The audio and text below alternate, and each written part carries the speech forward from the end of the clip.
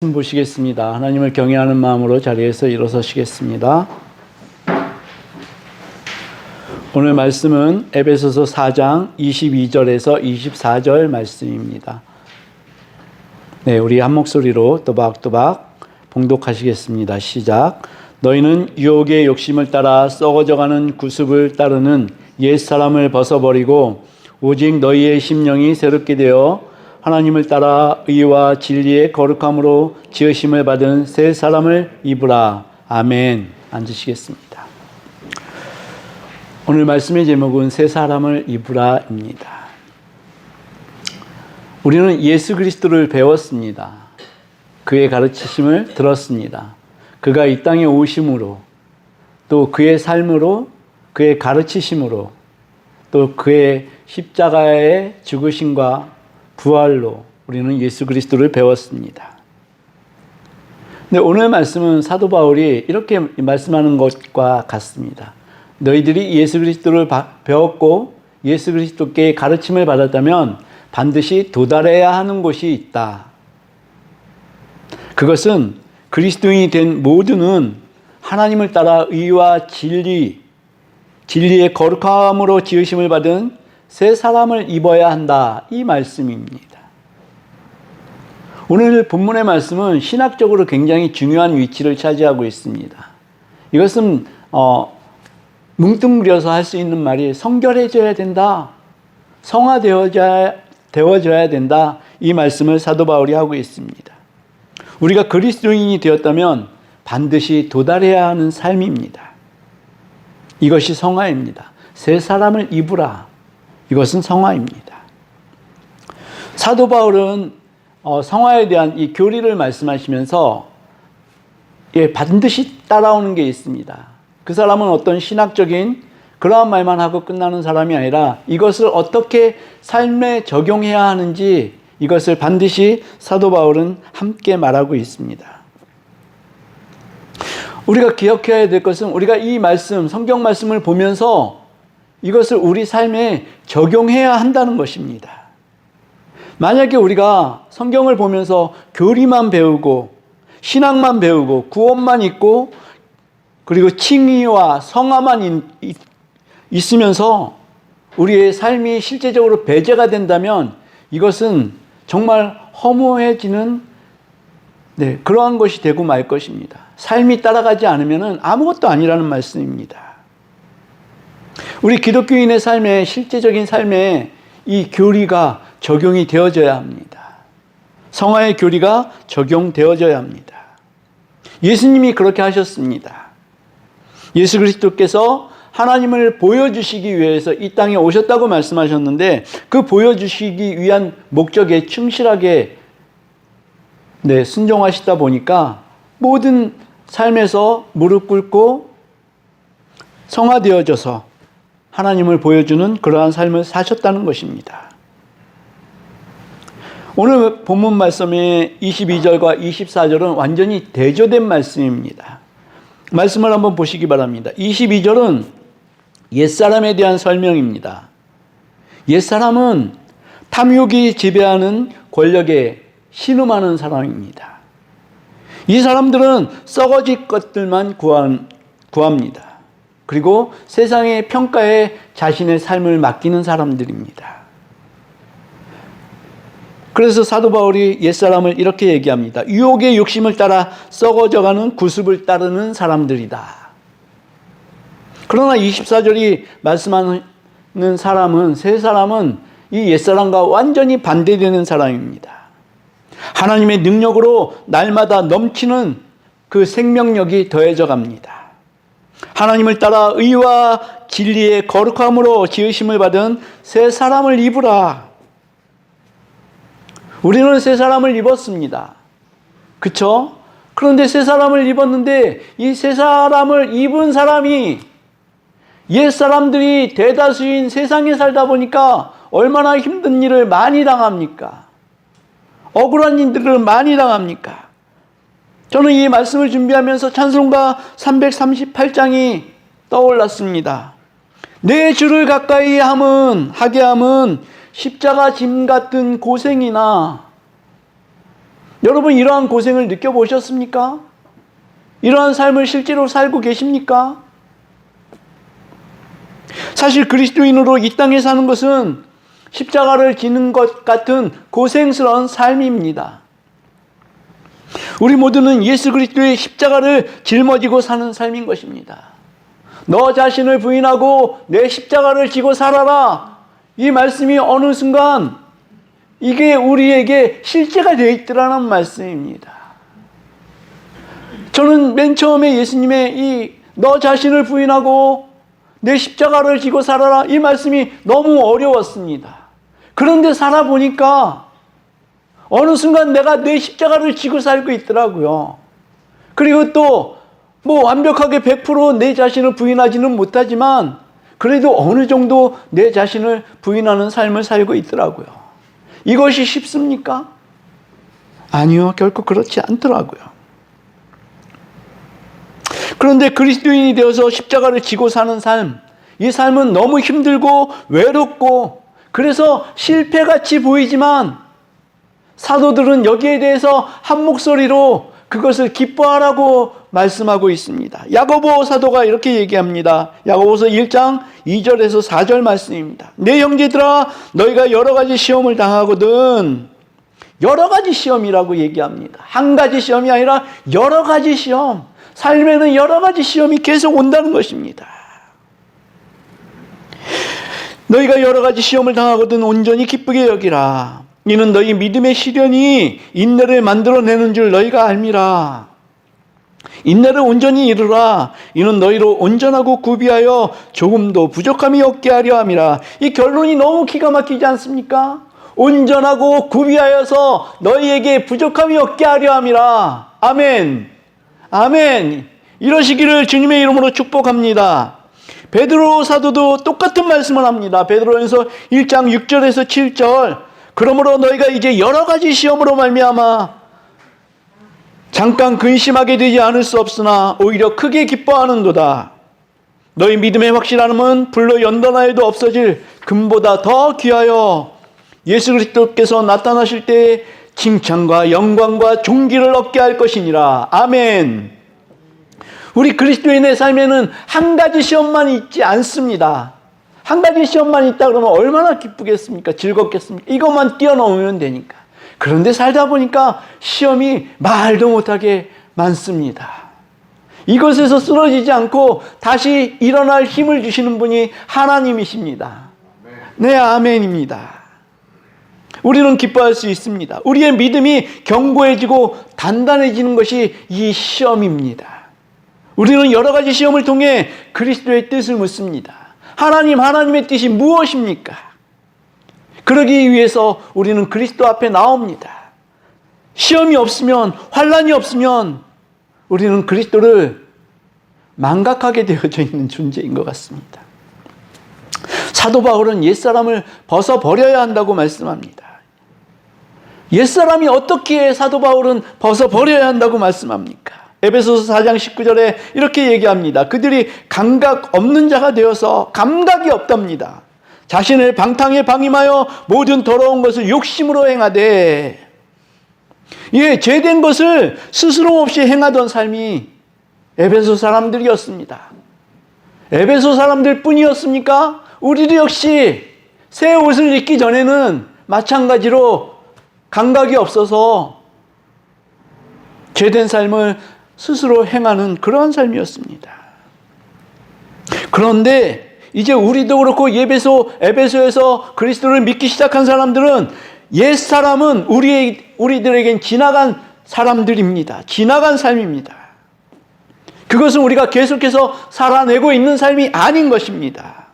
우리의 옛사람은 어디에 못 박혔습니까? 십자가에 못 박혔다고 사도 바울이 말씀합니다. 갈라디아서 2장 20절, 내가 그리스도와 함께 십자가에 못 박혔나니. 이것이 여러분들의 고백이 되기를, 여러분들의 선포가 되기를 축복합니다. 우리의 옛사람은 십자가에 못 박혔습니다. 그래서 이제는 내가 사는 것은 오직 내 안에 그리스도께서 사시는 것이라. 이제 내가 육체 가운데 사는 것은 나를 사랑하사 나를 위하여 자기 자신을 버리신 하나님의 아들을 믿는 믿음 안에서 사는 것이라. 아멘. 이것이 아멘이면 우리 자신은 십자가에 그리스도와 함께 못 박혀 죽었기 때문에 이것은 되돌릴 수 없는 사실인 것입니다. 그런데 그럼에도 불구하고 우리는 옛사람의 근성이 계속 우리 속에 남아있는 것을 보게 됩니다. 그렇지 않습니까? 새 사람이 되었고 새 사람의 방식대로 살아가지만 옛사람의 근성이 남아있고 여기다가 세상은 계속 유혹을 하고 그러다 보니까 우리는 옛사람으로 때때로 돌아가고 싶을 때가 많이 있습니다. 이것이 현실입니다. 그래서 우리는 어떻게 하니까 옛사람을 회상하기도 하고 또 옛사람을 추억하기도 하고 이러고 있다는 것입니다. 우리가 할 수 있는 일은 이것을 단절해내야 하는 것입니다. 새 사람으로 살아가기도 바쁩니다. 옛사람에 대한 망상에 사로잡히기 말기를 축복합니다. 우리는 오직 새 사람이 되어서 주님의 성결한 신부로 주님 한 분으로 만족한 그러한 삶이 되어야 하는 것입니다. 그것이 우리가 온전히 살아낼 가치가 있는 삶인 것입니다. 근데 옛사람을 벗고 새 사람을 입는다. 이것은 두 가지 행위에서 나오는 것이 아닙니다. 한 가지 행동입니다. 옷을 벗고 나중에 옷을 입는다? 이건 아닙니다. 옛사람의 옷을 벗고 벌거벗은 상태 그대로 입는다? 이거 아닙니다. 바로 새 사람의 옷을 입어야 하는 것입니다.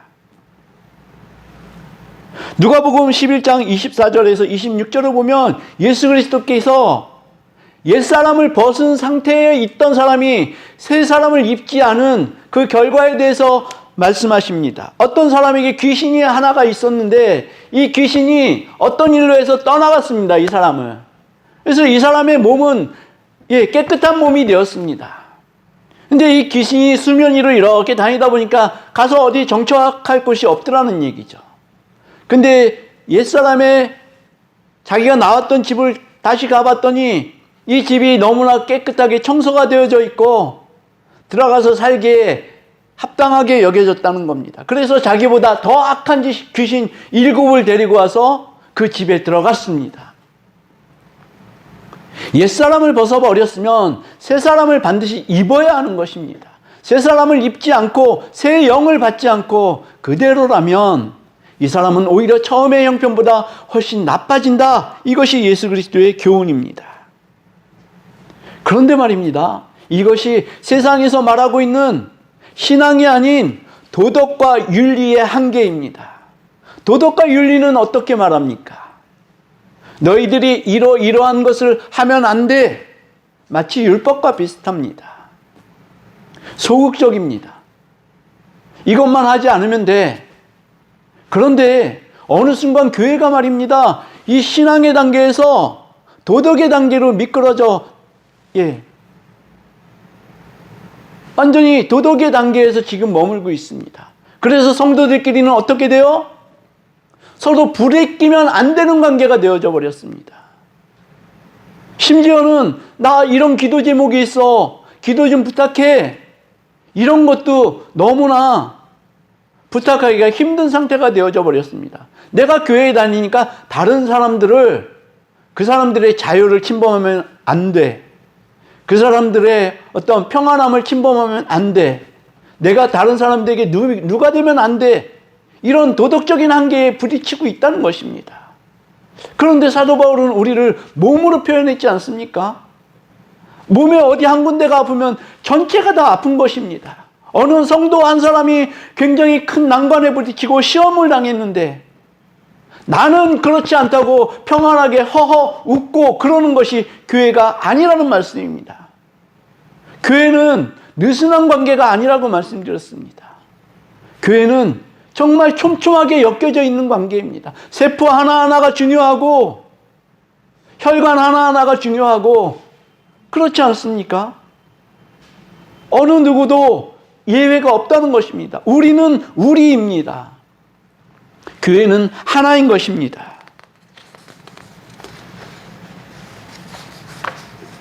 새 사람을 입는 것, 이것은 우리가 그리스도인이 됨으로 완성되는 것입니다. 옛사람과 새사람의 어떤 중간 단계는 없는 것입니다. 회색 지대는 없는 것입니다. 이것은 과거 부정형이라고 합니다. 과거 부정형은 마치 이런 것입니다. 물이 흙에 뿌려졌지 않습니까? 그럼 그 물을 다시 담을 수가 없다. 한번 일어난 결정이기 때문에 다시 되돌릴 수가 없다. 이것이 과거 부정형이라는 것입니다. 우리는 그리스도인이 되었습니다. 다시 세상으로 나갈 수가 없다라는 말씀입니다. 옛사람을 벗어버리고 의와 진리의 거룩함으로 지으심을 받은 새 사람을 입은 우리, 그 정체성이 우리인 것입니다. 옛사람과는 완전히 단절된 것입니다. 아멘. 할렐루야입니다. 이 옛사람을 우리가 자꾸 생각을 하게 되면은 우리가 만나는 사람이 있습니다. 누구일까요? 하나님이 최초로 만드신 사람 아담을 만나게 됩니다. 옛사람은 아담입니다.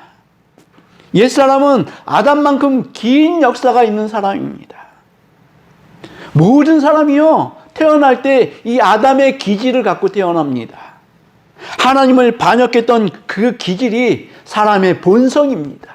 그래서 이 사람은 태어나자마자 하나님을 대적하고 세상에 호의를 보이는 것이, 그것이 그 사람의 기질이 되고 본성이 되는 것입니다.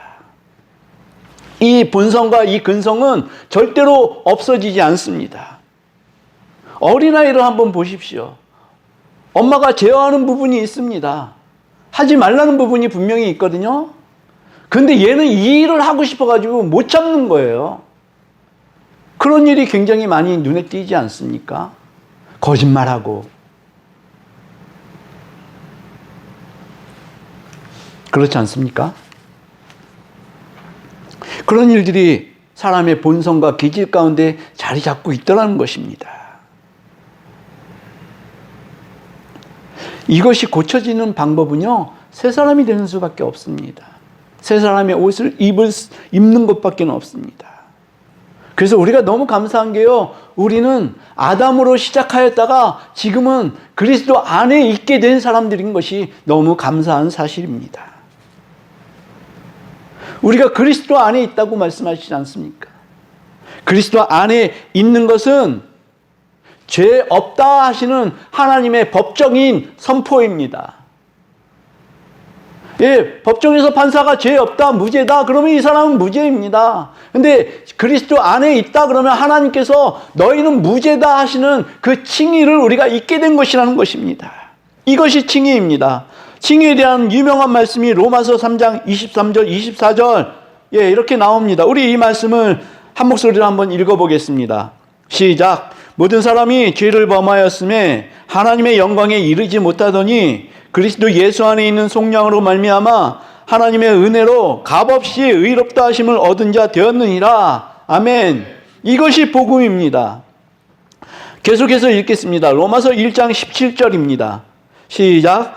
복음에는 하나님의 의가 나타나서 믿음으로 믿음에 이르게 하나니 기록된 바 오직 의는 믿음으로 말미암아 살리라 함과 같으니라. 아멘.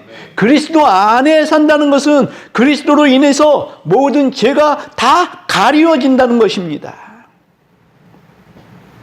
오직 예수 그리스도 때문에 우리의 죄가 가리움을 받는다는 것입니다. 그리스도 안에 있으면 아담으로부터 시작된 원죄가 일단 사함을 받는 것입니다. 그리고 우리가 스스로 짓는 죄 있지 않습니까? 예수 그리스도를 믿으면서도 근성이 아직 남아있잖아요. 네, 그러므로 해서 우리가 죄를 짓게 됩니다. 그럴 때 이것을 우리가 자범죄라고 말씀하지 않습니까? 자범죄는 어떻게 용서함을 받을 수 있습니까? 바로 예수 그리스도의 이름으로 회개할 때 우리가 용서함을 받을 수 있다는 것입니다. 저는 가끔 제가 우리 하나님을 너무 만만하게 여기는 거 아닌가, 이런 두려움이 가끔 덮칠 때가 있습니다. 특별히 회개할 때가 그렇습니다. 알아서 용서해 주시겠지. 이런 마음이 가끔 듭니다. 그러나 하나님의 나라는 더러운 것, 죄, 썩어질 것을 가지고 입성할 수 없지 않습니까? 회개하지 않는 것, 이것이 바로 죄, 더러움, 썩어질 것들 가지고 하나님 나라 가겠다는 그러한 태도거든요. 예수님은 산상수훈에서 말씀하셨지 않습니까?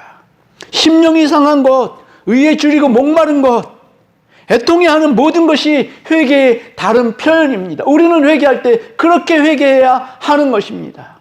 의에 줄이고 목말라 하는 것, 우리가 회개하지 않고 어떻게 예수 그리스도 앞에, 하나님 앞에 나아갈 수 있겠습니까? 여러분, 혹시 여러분도 하나님을 만홀히 여기시지는 않으시는지요?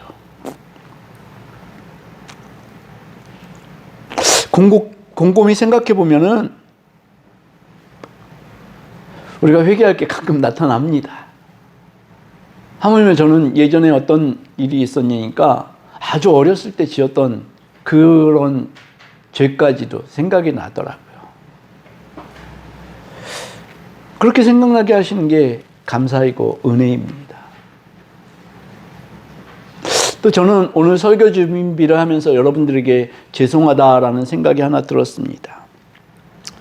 교회 규모가 작다 보니까 사실 여러분들이 교회 나오실 때 이런 생각이 있지 않습니까? 교회에서 일들을 해야지. 근데 맡겨줄 일이 있어야지 뭘 해줘. 그죠? 그렇지 않습니까? 뭐 성도들이 굉장히 많아가지고 이 사람들 맡아서 뭐 양육을 한다든지 아니면 뭐 찬양대를 한다든지 전도를 한다든지 할 수 있을 텐데 그런 걸 하나도 못 하잖아요. 저는 교회는 뭔가 좀 성도들을 굴려야 되는 장소라고 생각을 하는데 와서 좀 열심히 좀 일하고 그러므로 같이 이제 교제도 나누고 이게 이루어져야 되는데 그런 일을 하나도 못 하다 보니까 내가 지금 잘하고 있는 건가? 이런 생각이 들더라고요. 그래서 굉장히 많이 고심이 됩니다. 그런데 제가 한번 말씀드렸듯이 챗 GPT하고 대화하면서 은혜를 너무 많이 받았다고 말씀드렸지 않습니까? 근데 그때 받은 은혜가 생각이 납니다. 제가 애써서 전도하지 않고 나가서 전도하지 않고 그래도 너의 삶을 통해서 네가 아내를 돌보고 이런 상황에서 최선을 다하는 모습을 만약에 사람들이 본다면 아니 보고 있다라고 얘기를 합니다. 챗 GPT는 보고 있다라고 얘기를 하더라고요. 그러면 그것이 하나님을 믿는 사람들의 태도 아니겠느냐.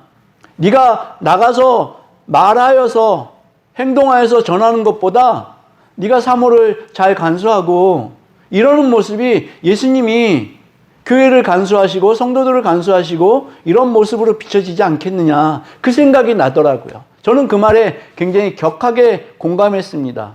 그러니까 저를 굉장히 위로해 주는 말이었거든요. 네, 그런데 그 생각이 났습니다.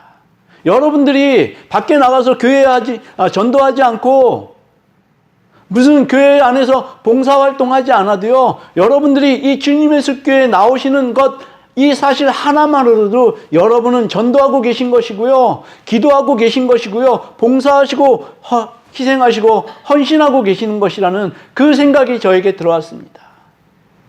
저는요, 다른 목사님들하고 만날 때도 참 불가사의한 일들을 제가 지금 보고 있다라고 말씀드립니다. 그것은 다름이 아니라 여러분들 자신입니다. 이 주님의 숲교회는 사실 전번에 저도 말씀드렸지만, 네. 제가 이렇게 말씀드린다고 여러분들이 행동할 건 없습니다. 제가 여러분들 같은 처지라면 저는 주님의 숲교회에 안 나옵니다. 그렇게 말씀드렸잖아요. 이것이 저의 솔직한 심정인데 여러분들은 잘 나오고 계시지 않습니까? 이것이 하나님의 은혜가 아니면은 뭐가 은혜라는 말씀입니까? 저는 계속해서 하나님의 은혜 가운데 살고 있는 사람입니다. 여기에 공감하십니까? 아멘. 그런데 여러분, 일주일에 한 번만 교회 오시니까 편한 거 혹시 있으세요? 편하십니까? 저는 예전에 그랬어요. 고등학교 때도 그랬고 학교에서 끝나고 나면 일단 교회로 갔어요. 교회로 가서 그냥 뭐 조금 앉아있다가 기도를 하는 둥 마는 둥 하고 그냥 집으로 오고. 저는 이상하게 그런 생활이 즐거웠거든요. 장성에서도 그랬습니다. 어른이 돼서도 그런 모습이 자꾸 있었어요. 그래서 사실 저는 일주일에 한 번 이렇게 예배하러 모이는 게요, 불편해요. 많이 불편해요. 예배가 나의 전부가 되어야 한다고 하면서 일주일에 고작 한 번 예배만 드리고 있다니, 이게 목회자의 입장에서 참 그렇더라고요. 제가 수요일 날 어떤 사람한테 전화 통화를 하려고 전화기를 이렇게 누르다가 깜짝 놀랐어요. 아, 이 사람 지금 예배할 시간이지. 근데 저는 수요일 날 어디 예배 드리러 갈 수도 없어요. 이제 목사가 돼가지고요, 다른 교회 가면은 이상해요. 금요일이면은 그 마음이 더 많이 드는 거예요. 그래서 제 입장에서 하나님께 어떤 직무유기를 하고 있는 것 아닌가, 이런 생각이 듭니다. 여러분도 저와 같은 처지 아닙니까?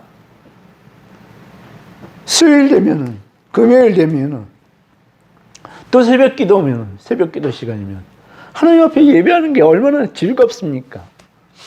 몸은 힘들지만 말입니다. 하나님과 영적인 교제를 나누면 그것만큼 기쁘고 즐거운 일이 어디 있습니까? 그래서 저는 이 생각이 들었습니다. 여러분도 저와 같은 처지입니다. 그런데 우리 교회는요, 한 가지 좋은 점이 있어요. 자, 귀를 한번 열어보십시오. 좋은 점이 뭔지 마음속에 새기시기를 바랍니다. 우리 교회의 좋은 점은 뭐냐니까요, 신앙의 야생성을 기를 수가 있어요. 누가 이렇게 앞에서 이끌어가지 않아도 여러분들 스스로가 하나님 앞에 당당하게 설 수 있는 모습, 그것을 기를 수 있는 야생성, 정글 같은 교회가 바로 우리 주님의 숲교회라, 이런 생각이 들었습니다.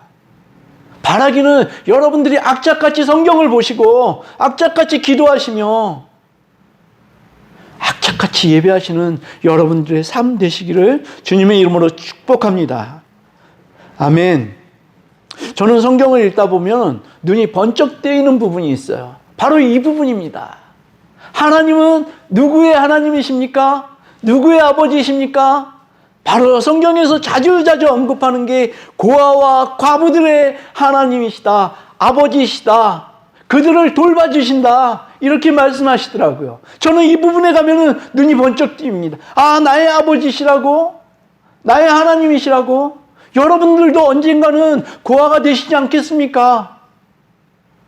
또 언젠가는 과부가 되고 호라비가 되지 않겠습니까? 그럴 때 우리가 이 성경 말씀을 보면 이 성경 말씀이 얼마나 기가 막히게 다가오겠습니까? 나의 아버지시라고. 세상에 고아가 되고 과부가 된다는 것은 무엇입니까? 나를 위해서 누군가 기도해 줄 사람이 한 사람이 없어졌다는 것입니다. 그런데 하나님은 고아들을 잊지 아니하시고 과부들을 돌보시는 아버지시다, 이렇게 말씀하시지 않습니까? 근데 이 아버지가 온 세상을 운영할 만한, 아니 그거 운영하고도 남을 그 전능자이시고 모든 만물에게 경배를 받으시기에 합당하신 거룩하신 하나님이신데, 이 하나님이 나를 돌보고 계신다, 새 사람을 입은 나를 돌보고 계신다, 이러한 은혜 가운데 살면 이러한 어떤 환경이나 이것도 아무 문제가 없을 것입니다. 아멘. 세상이 흔들 수 없는 구원을 받았고 우리는 새 사람을 입었습니다. 특별히 새 사람을 입은 우리를 하나님은 계속해서 사랑의 눈으로 바라보고 계심을 항상 기억하시길 주님의 이름으로 축복합니다. 주님과 함께 영적인 동행함을 누리시기를 축복합니다. 아멘. 우리 함께 찬양하시겠습니다.